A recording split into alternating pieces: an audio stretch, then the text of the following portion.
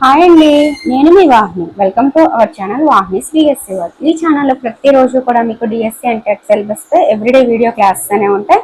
And వాటిపైన aim for DSC అనే Telegram గ్రూప్లో ప్రాక్టీస్ టెస్ట్ అనేది ఎవ్రీ సండే ఉంటుంది. అయితే ఈ రోజు ఈ వీడియోలో ఏం తెలుసుకోబోతున్నామంటే, మనం ఆల్రెడీ చెప్పుకున్నాం కదా, ఈ బిట్స్ గురించి డిస్కస్ చేసుకున్నాము, అలాగే సోషల్ని కూడా స్టార్ట్ చేసుకున్నాము. సో ఈరోజు మనము మ్యాథ్స్ మెథడ్లో ఫస్ట్ చాప్టర్ని డిస్కస్ చేసుకొని అండ్ ప్రాక్టీస్ బిట్స్ కూడా తెలుసుకుంటాం అనమాట.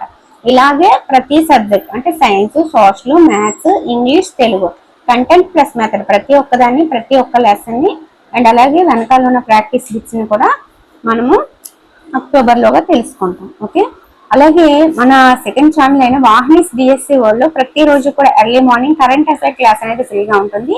ఆ ఛానల్ని కూడా సబ్స్క్రైబ్ చేసుకోండి. ఓకే, ఫస్ట్ టైం మన ఛానల్ చూస్తున్నట్లయితే మన ఓల్డ్ వీడియోస్ అన్నీ చూడండి, మీకు నచ్చితేనే సబ్స్క్రైబ్ చేసుకోండి. ఓకేనా, ఇప్పటి వరకు మనం టెక్స్ట్ బుక్లు అన్నీ చెప్పాం, నోట్స్లు చెప్పాం, పీడిఎఫ్ ఇచ్చాం, అన్నీ చేసాము.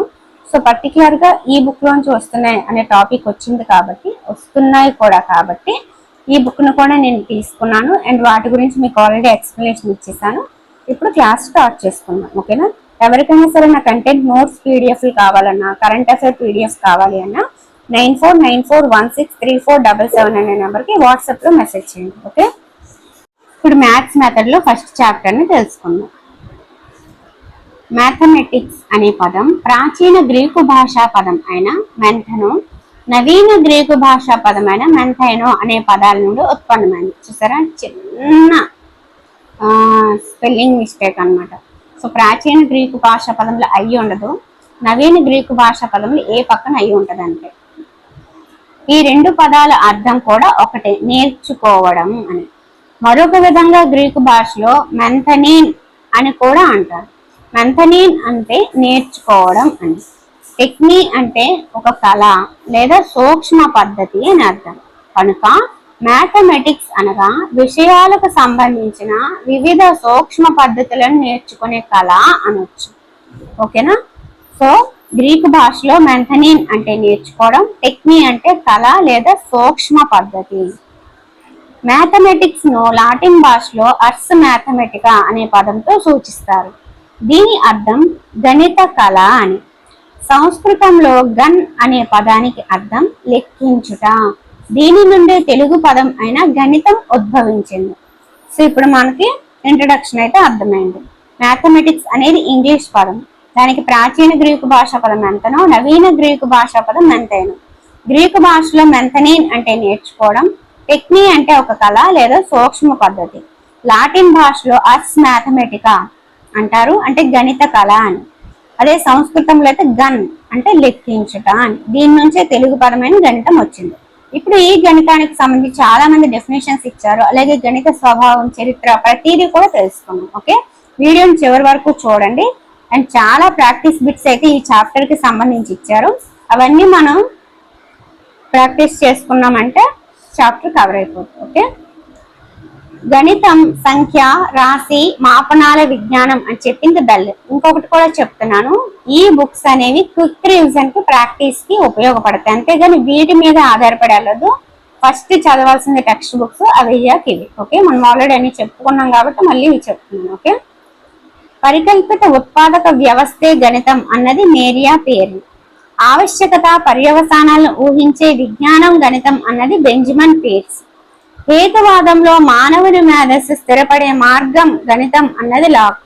వీటికి డెఫినేషన్స్ కి కోడ్ కూడా నేను ఇచ్చినట్టున్నాను మన ట్రై మెథడ్ వీడియోస్ లో, ఒక్కసారి చూడండి. ట్రై మెథడ్ ప్లేలిస్ట్ లో గణిత శాస్త్ర స్వభావం నిర్వచనాలు అని చెప్పి ఒక వీడియో ఉంటుంది, అందులో వీటన్నిటికీ కోడ్స్ ఇచ్చాను. ఓకేనా, విజ్ఞాన శాస్త్రం కన్నా మిన్నైంది, అద్భుతమైంది, మానవునికి నిత్య జీవితంలో ఎంతో ఉపయోగపడేది, ప్రశంసమైంది, ప్రదర్శింపదగింది గణితం అన్నది బెంజమిన్ ఫ్రాంక్లిన్.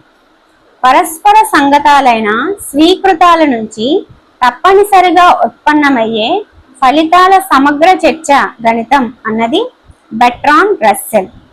గణితం అంటే పరిమాణ శాస్త్రం అన్నది అరిస్టాటిల్. గణితం అంటే పరోక్ష మాపన శాస్త్రం అన్నది ఆగస్ట్ కౌంటే. గణితం అంటే వివిధ వస్తువులని ఒకే పేరుతో సూచించే కళ అన్నది హెన్రీ పాయింకర్. మళ్ళీ రిపీట్ చేయట్లేదు, ఎందుకంటే చాలా మ్యాటర్ ఉంది, అలాగే చాలా ఎక్కువ ప్రాక్టీస్ బిట్లు కూడా ఉన్నాయి, అవన్నీ చెప్పాలి కాబట్టి. ఓకేనా? ఆల్రెడీ మనం ఈ చాప్టర్ చెప్పేసుకున్నాం కాబట్టి. ఓకే, గణితం అంటే అవసరమైన నిర్ధారణ రాబట్టే శాస్త్రం, బెంజమిన్ పియర్స్ అన్నారు. ఇప్పుడు గణిత శాస్త్ర స్వభావం చూద్దాం. గణిత శాస్త్రం తార్కికమైంది, తర్కమే గణితానికి పునాదని చాలా సార్లు మనం వింటూ ఉంటాం. అసలు ఏంటి తర్కం అంటే ఏంటి అంటే, ఇప్పుడు మనకు ఒక సమస్య ఇచ్చారు, ఆ సమస్యని సాధించడానికి కొన్ని ప్రయత్నాలు అనేవి చేస్తాం, కొన్ని స్టెప్స్ అనేవి వేస్తాం. ఆ వేసే ప్రయత్నంలో మన మైండ్లో జరిగే ఆ ప్రక్రియ తర్కం. అంటే మన మైండ్లో వచ్చే ఆలోచనలే తర్కం అన్నమాట. సో గణిత శాస్త్రం తార్కికమైంది, తర్కమే గణితానికి పునాది అంటే మనం భౌతికంగా చేసే ఆలోచనే గణితానికి పునాది కదా. గణిత శాస్త్ర భావనలన్నీ పూర్తిగా తార్కిక నిర్మాణం వల్లనే ఏర్పడ్డాయి అని చెప్పింది ఎవరు అంటే రస్సెల్ వైట్హెడ్. గణిత సమస్యల సాధనలో సోపానాలన్నీ తార్కికంగా రాయబడతాయి. గణితం శాస్త్రం తార్కికమైనది అంటే ఏంటి? ఇప్పుడు మనకు ఒక సమస్య ఇచ్చినప్పుడు అది సాధించగలమా లేదా, అసలు ఆ సమస్య నిజమా కాదా, రైట్ అవుతుందా లేదా అనేది పక్కన పెడితే, అది సాధించడానికి మనం చేసే సోపానాలు ఏవైతే ఉంటాయో, మనం చేసే మైండ్ లో ఆలోచనలు ఏవైతే ఉంటాయో, ఆ తర్కం ఏదైతే ఉంటుందో దానికి ప్రాధాన్యతనిస్తుంది గణిత శాస్త్రం. ఓకేనా? ఇప్పుడు సంఖ్యల మీద అంటే ఒక స్టెప్ అవగాహన లేకపోతే నెక్స్ట్ రాదు, నెక్స్ట్ ఆలోచన రాదు. ఆలోచన రావాలి, ఆ తర్కం అనేది మైండ్ లోకి రావాలి అంటే ముందుది మనకు ఒక అవగాహన ఉండాలి. ఇప్పుడు సంఖ్యల మీద అవగాహన లేదనుకో, సంకలనం అవగాహన కాదు, నిష్పత్తి అవగాహన లేకపోతే అనుపాతం అవగాహన కాదు. సో మనం ఏదైతే ఒక సమస్య ఇస్తారో అది ఎందుకు, ఏమిటి, ఎలా అని మనం చేసే ఆలోచనలు, ఆ సమస్య సాధించడానికి మనం చేసే ప్రక్రియ ఏదైతే ఉందో ఆ ప్రక్రియలో మన బౌద్ధికమైన ఆలోచనలే తర్కం. ఓకేనా? కాబట్టి గణిత శాస్త్రం అనేది తార్కికమైనది. ఇప్పుడు అర్థమైంది కదా. నెక్స్ట్, గణితం అమూర్త భావనల శాస్త్రం. గణితం అంటేనే అమూర్తం. ఇప్పుడు అందులో మనం వాడే సంకేతాలు కావచ్చు, సూత్రాలు కావచ్చు, అంతెందుకు మ్యాథ్స్ అనగానే మనం ఫస్ట్ స్టార్ట్ చేసేది నెంబర్స్. ఆ నెంబర్స్ కూడా అవన్నీ కూడా అమూర్త భావనలే. గణితం అనేక అమూర్త భావనలు కలిగిన శాస్త్రం. గణిత భాష గుర్తులు. ఇప్పుడు మనం చాలా పెద్ద మ్యాటర్ ఇవ్వచ్చు, కానీ దాన్ని గణిత భాషలోని గుర్తుల ఆధారంగా చాలా క్లుప్తంగా అర్థవంతంగా మనం వివరించగలం అన్నమాట.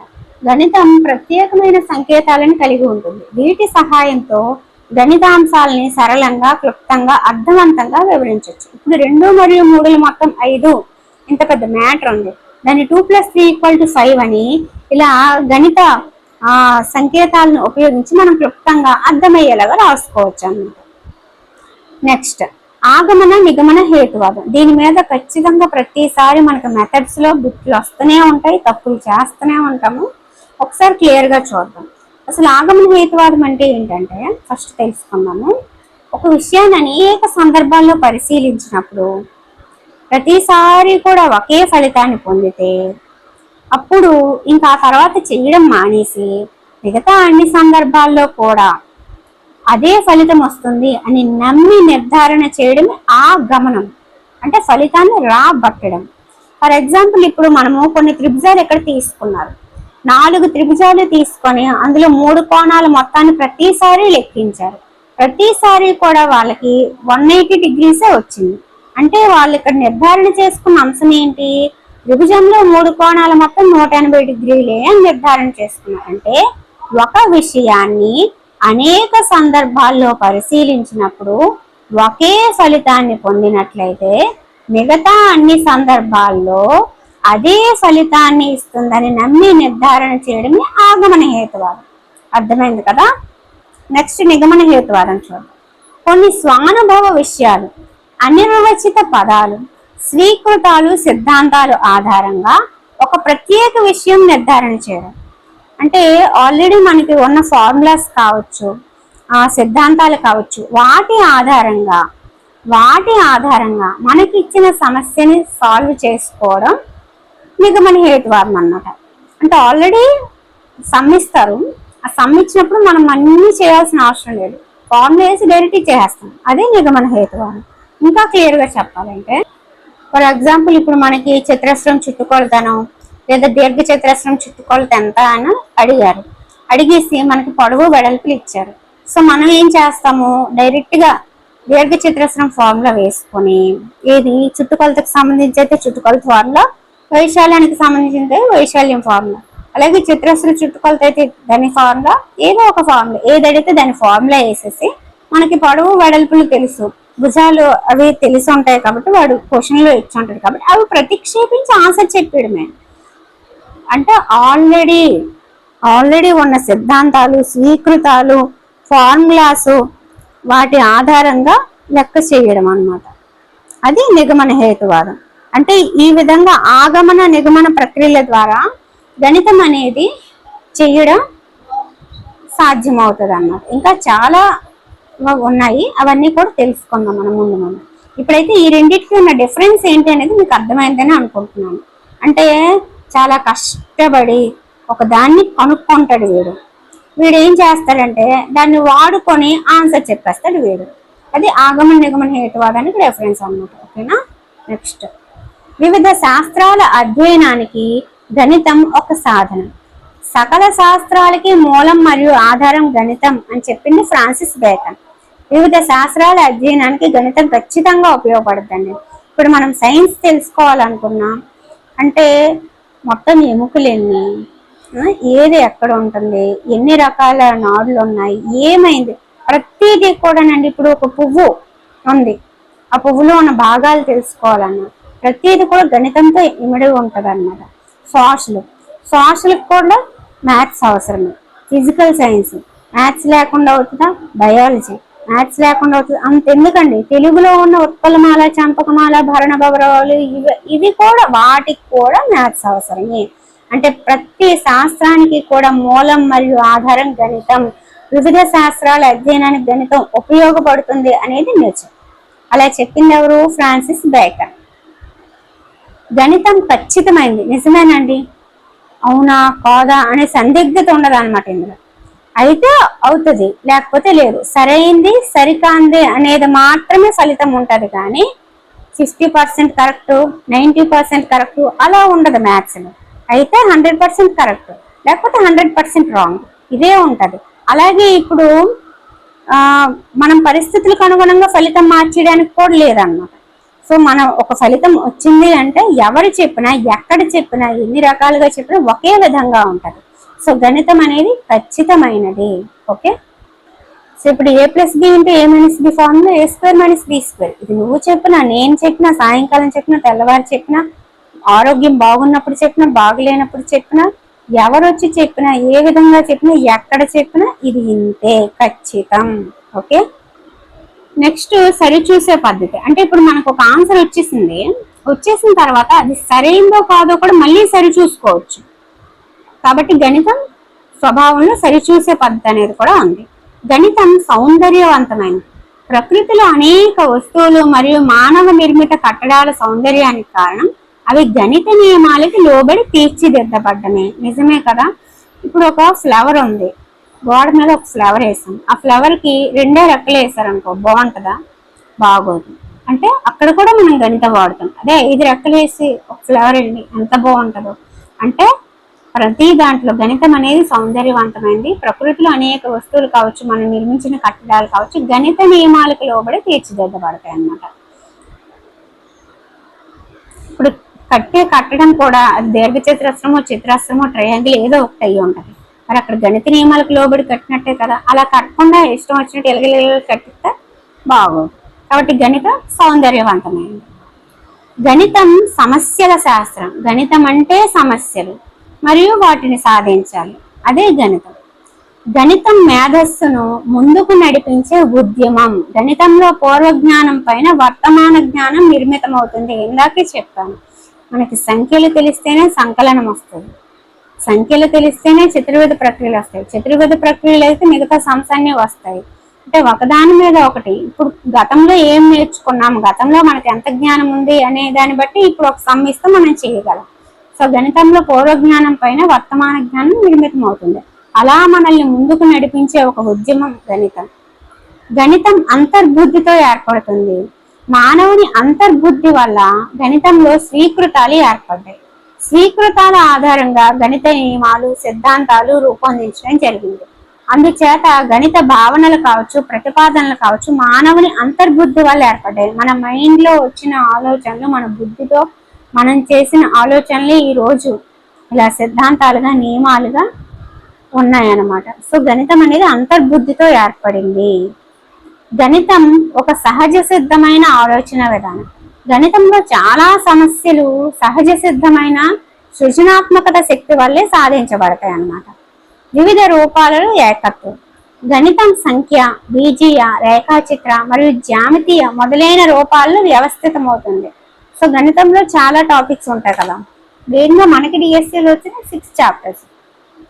ఆ 6 చాప్టర్స్ కూడా ఒకదానితో ఒకటి వ్యవస్థితం అవుతుంది అని చెప్పడం ఇక్కడ ఉద్దేశం అన్నమాట. ఫర్ ఎగ్జాంపుల్, నిరూపక రేఖాగణితం అనేది బీజగణితం, జ్యామితిని ఏకీకృతం చేయడం వల్ల ఏర్పడింది. సరళ రేఖ, వృత్తం, దీర్ఘవృత్తం మొదలైన వాటిని XYలలో సమీకరణాల ద్వారా వ్యక్తం చేస్తున్నాం. అంటే ఇక్కడ బీజగణితాన్ని మనం వాడుకుంటున్నట్టే కదా జ్యామితిలోన. కాబట్టి రెండూ కలుపుతున్నాం కాబట్టి అది నిరూపక రేఖాగణితం. ఇలా మనం అన్ని శాఖల్ని కూడా ఏకీకృతం చేస్తుంది అనమాట గణితం. సరళ రేఖ బిందువుల సమితి, స్థిర బిందువు నుండి స్థిర దూరంలో గల బిందువు సమితి వృత్తం. రేఖా గణితము, క్షేత్ర గణితము కలిపేసి, బీజ గణితము, జ్యామితి కలిపేసి, ఇలా ప్రతిదాన్ని కూడా గణితం వివిధ రూపాల్లో ఏకత్వంగా ఉంటది అన్నమాట. నెక్స్ట్, గణిత స్వభావం అందలి విలువలు పరిమాణంపై ఆధారపడదు. గణితంలో అభివృద్ధి పరచబడిన భావనలు సార్వత్రిక స్వభావాన్ని కలిగి ఉంటాయి. అంటే ఏ సహజ సంఖ్య ఎన్నకైనా 2n సరి సంఖ్య. సార్వత్రిక స్వభావం ప్రతి ఒక్క దానికి అది వర్తిస్తుంది అనమాట. n చిన్నదైనా పెద్దదైనా 2n సరి సంఖ్య అనేది సత్యం అనమాట. ఇప్పుడు n పెద్ద నెంబర్ ఇచ్చేసాం కదని 2n సరి సంఖ్య అవ్వకుండా పోదు. అలాగే n చిన్న నెంబర్ ఇచ్చాం కదని 2n సరి సంఖ్య అవ్వకుండా పోదు. ఏ సహజ సంఖ్య ఎన్నకైనా 2n అనేది సరి సంఖ్య. దాన్ని 2తో గుణిస్తే మళ్ళీ సరి సంఖ్య మనకు వస్తుంది. ఇది సార్వత్రిక స్వభావం అన్నమాట. నెక్స్ట్, అంతఃకరణం ద్వారా భావనలు అభివృద్ధి చేయడం. a⁻m⁴n = a⁻mn. ఇక్కడ m చిన్నది, n పెద్దది, n చిన్నది, m పెద్దది, ఇవన్నీ అవసరం లేదు. a⁻m⁴n అంటే a⁻mn అంతే, ఫిక్స్, సార్వత్రిక స్వభావం. ఓకే. అంతఃకరణం ద్వారా భావనలు అభివృద్ధి చేయడం. లోక జ్ఞానం ప్రత్యక్షంగా కనబడే సత్యాల నుంచి, పరిసరాల నుంచి జ్ఞాన సముపార్జన చేయడమే అంతఃకరణం. యూక్లిడ్ స్వీకృతాలు అంతఃకరణం ద్వారా ప్రపంచంలో ఆమోదించబడ్డాయన్నమాట. జ్యామితిలో కీలక పదాలైన బిందువు, రేఖ వంటి అంశాలు అంతఃకరణం ద్వారా విస్తృతపరచబడ్డాయి. అంటే ప్రత్యక్షంగా కనబడే సత్యాల నుంచి, పరిసరాల నుంచి మన జ్ఞానాన్ని తీసుకోవడమే అంతఃకరణం. ఓకే. ఇప్పుడు గణిత స్వభావంలో ప్రసిద్ధ వాదాలు అనేవి 3 ఉన్నాయండి. అవి తార్కికవాదం, సాంప్రదాయవాదం, అంతర్బుద్ధివాదం అని. దీన్ని సహజ జ్ఞానవాదం అని కూడా అంటారు. తార్కికవాదం గణితానికి సంబంధించిన అంశాలన్నింటినీ ఏ వైరుధ్యాలు లేకుండా తర్కం నుంచి సాధించాలనేది తార్కికవాదం. దీన్ని అనుసరించిన వారు బెర్ట్రాండ్ రస్సెల్, ఏఎస్ వైట్హెడ్. ఇందాక గణితం తర్కమైందని చెప్పుకున్నాం కదా, సో అది ఇక్కడ. నెక్స్ట్, సాంప్రదాయవాదం. ప్రతి శాఖ కూడా తనదైన స్వీకృతాలు, మౌలిక భావనలు, నియమాలు, సిద్ధాంతాలతో కూడి ఉన్న సంప్రదాయ నిగమన పద్ధతి ఉంది. డేవిడ్ హిల్బర్ట్ తన గ్రండ్లా గెండర్ మేథమెటికా గ్రంథంలో ఈ వాదాన్ని ప్రవేశపెట్టారు. అంతర్బుద్ధివాదం. ఈ వాదాన్ని అనుసరించి గణితం ఒక నిర్మాణాత్మక ప్రక్రియ. గణిత భావనలు మానవుని ఆలోచనలలో లీనమై ఉంటాయి. వేరుగా బయట ప్రపంచంలో వాటికి ఉనికి లేదు. లియోపార్డ్ క్రోనేకర్, హెన్రీ పాయింకేర్లు ఈ వాదాన్ని ప్రచారం చేశారు. సో గణిత స్వభావంలో ప్రసిద్ధ వాదాలు ఎన్ని అంటే 3: తార్కికవాదం, సాంప్రదాయవాదం, అంతర్బుద్ధివాదం. తార్కికవాదానికి చెందిన శాస్త్రవేత్తలు రస్సెల్, వైట్హెడ్. సాంప్రదాయవాదానికి సంబంధించి ఒక గ్రంథంలో ఆ వాదాన్ని ప్రవేశపెట్టింది డేవిడ్ హిల్బర్ట్. అతని గ్రంథం వచ్చేసి గ్రండ్లా గెండర్ మ్యాథమెటికా అంట. అంతర్బుద్ధివాదానికి సంబంధించి లియోపార్డ్ క్రోనేకర్, హెన్రీ పాయింకెర్లు ప్రచారం చేశారు. సో ఇక్కడితో మనకి గణిత స్వభావం, దానికి సంబంధించిన వాదాలు, గణిత నిర్వచనాలు, గణితానికి సంబంధించిన ఇంట్రొడక్షన్ కంప్లీట్ అయింది. నెక్స్ట్, గణిత శాస్త్రానికి చారిత్రక సమీక్ష అని చెప్పి భారతీయులు అలాగే ఈజిప్షియన్లు, గ్రీకులు, తర్వాత గణిత శాస్త్రవేత్తలు గణితానికి చేసిన సేవలు మనవాళ్ళు. అవి అయిన తర్వాత మనకి ప్రాక్టీస్ బిట్స్ అనేవి ఉన్నాయి. సో ఇవన్నీ మనం నెక్స్ట్ వీడియోలో తెలుసుకుందాం. ఓకేనా?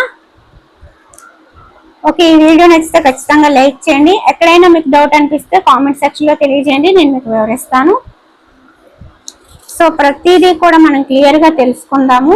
అండ్ ఇంకొక విషయం ఏంటంటే ఈ చాప్టర్ ఇంకొక వీడియోతో కంప్లీట్ అవుతుంది. ఈలోగా మీరేం చేయాలంటే మనకి డిఎల్ఎడ్ టెక్స్ట్ బుక్స్లో మ్యాథ్స్ మెథడ్ ఫస్ట్ చాప్టర్ని బాగా చదివి రెడీగా పెట్టుకోండి. నెక్స్ట్ వీడియోలో మనము ఈ గణిత శాస్త్రవేత్తల గురించి చెప్పేసుకొని ప్రాక్టీస్ బిట్స్ చేసేటప్పుడు నేను చెప్తుండగానే మీరు ఆన్సర్ చెప్పేయాలన్నమాట. అంటే మీరు ఆల్రెడీ టెక్స్ట్ బుక్స్ చదివి ఉంటేనే ఆన్సర్ చేయగలరు. కాబట్టి ఈ వీడియో విన్నారు కదా, నెక్స్ట్ వీడియో వచ్చేసరికి మీరు మ్యాథ్స్ మెథడ్లో ఫస్ట్ చాప్టర్ పర్ఫెక్ట్గా చదివి రివిజన్ చేసి రెడీగా ఉండాలి. Okay, thank you.